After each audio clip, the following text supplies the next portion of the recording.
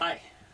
For those who don't know me, I'm Mike Birmingham, and I have a severe bleeding disorder called hemophilia. It's not the most popular bleeding disorder. That's actually von Willebrand's disease, but it's probably the most well known. This is actually my spin on the ALS Bucket Challenge. I'm going to infuse myself here in front of you all and show you what that's all about and talk to you a little bit about hemophilia and challenge some people to donate blood. People with bleeding disorders have trouble with blood clots that don't form correctly.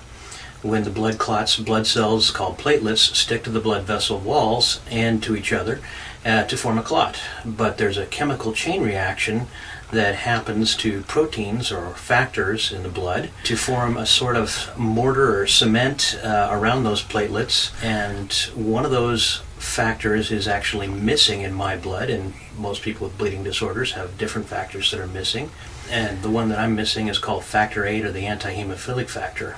You can sort of picture that chain reaction as a series of dominoes all in a row, and when one of those dominoes is missing, that chain reaction will stop with that missing domino. The treatment for this problem is to inject missing clotting factor directly into the blood. I'm going to show you how that's done while I describe the problems faced by people with hemophilia and bleeding disorders. Here before me I have everything I need to infuse. This includes 2 boxes of clotting factor, and in here you'll find vials of saline that get mixed with the factor to reconstitute it. Here is the saline, some needles, and the actual factor here. According to my size and weight, I get a little over 2,000 units of factor. There's about a little over 1,000 in each of these vials.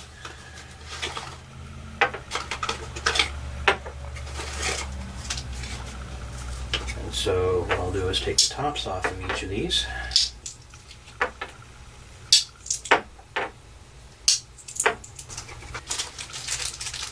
And pull out a special double-ended needle,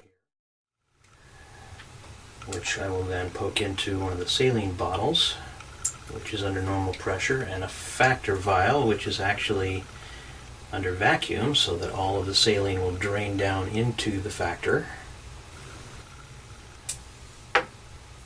When that's done, I'll cap this so I don't poke myself, and do the same thing with the second set of vials.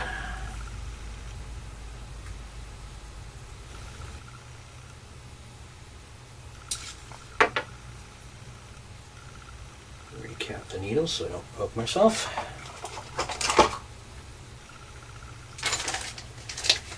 And then I will pull out a syringe.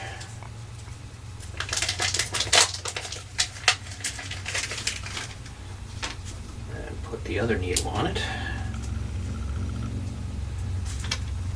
I will shake up the factor some to reconstitute it, make sure it's all mixed up.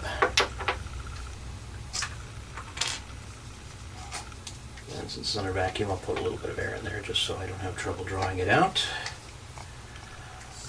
Pull it all down into the syringe.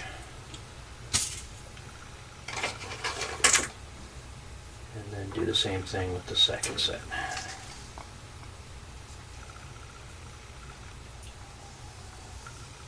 Pull that all right down into the syringe, getting every last drop if I can, because this stuff is extremely expensive. This is probably about $3,000 worth per vial.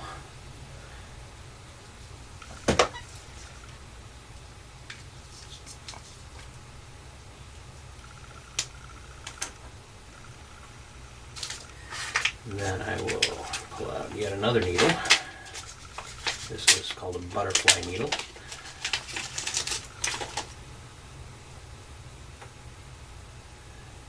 And put that on the syringe.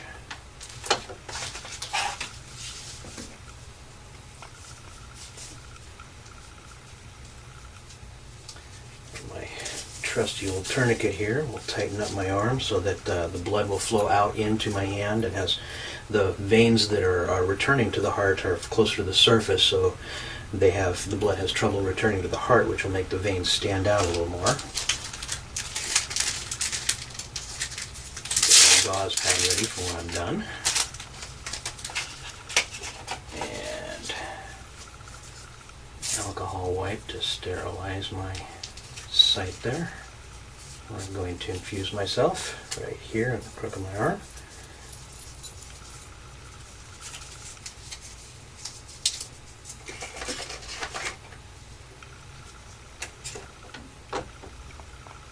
Pull the top off the needle there. Fold the butterfly over and just put it directly into the vein. And when I see a little bit of blood coming back into the tube here, I know that I'm in the vein. I'll loosen up the tourniquet then. And now just push the factor right into my veins.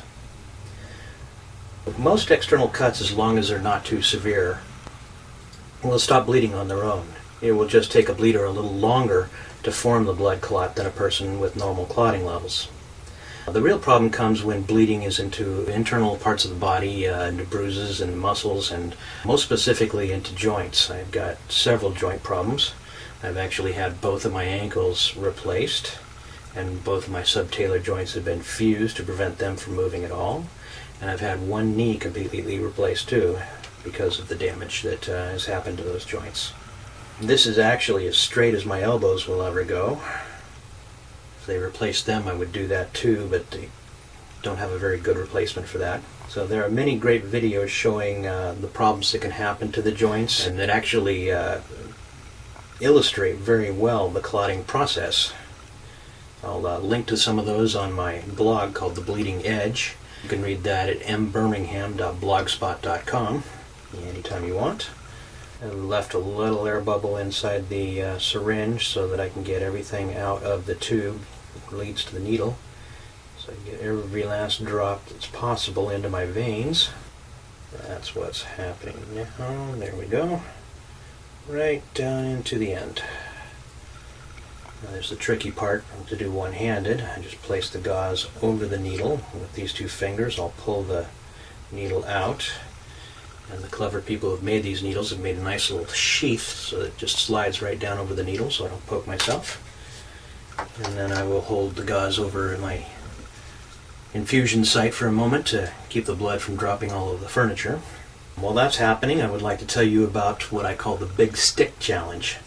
I would like to challenge anyone who's seen this video, and anybody who reads my blog. I'd like to challenge you to donate blood to your local blood bank and to support the local chapter of your bleeding disorder community. You can do that by contacting the local chapter. In this area in Washington State, it's Bleeding Disorder Foundation of Washington. And of course, you can also support them right now much easier by donating to your local walk team. Almost all of these chapters are having walk fundraisers. I have a team myself, and you can find a link to my team page on my blog site. And so here's the challenge. If you're able to donate blood within 1 week, you only have to donate $10 to the chapter. If you cannot or choose not to donate blood, I challenge you to donate $100. Either way, I'd like to see you post the results on Facebook, and then of course I would like to have you challenge 3 friends to do the same. So the people that I'm challenging are my son Christopher, Birmingham, my cousin Vince, who challenged me to do the ALS challenge, which I'm still getting to, and a good friend Chuck Graves. So let's all get on there and donate blood and do what we need to do. Thanks. Have a great day. Bye, guys.